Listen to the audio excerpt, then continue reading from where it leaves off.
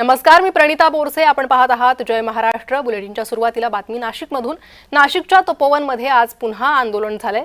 साधुग्राम मधील झाडं वाचवण्यासाठी हिंदू महासभा मैदानात उतरली आहे. तर एकही झाड तोडू देणार नसल्याचा इशारा हिंदू महासभेने दिलाय. ठाकरे गटही आंदोलनात सहभागी झालाय. नाशिक आमच्या हक्काचं, नहीं चलेगी, नहीं चलेगी, दादागिरी नहीं चलेगी, दादागिरी नहीं चलेगी. सरकारी जमिनी विकून दाबून सुद्धा ह्या राजकारणी लोकांचं पोटच भरत नाहीये. म्हणून आता साधू संतांसाठी राखीव असलेल्या जमिनीवर सुद्धा यांची उपक्रम दृष्टी पडलेली आहे. हिंदू महासभा हे होऊ देणार नाही.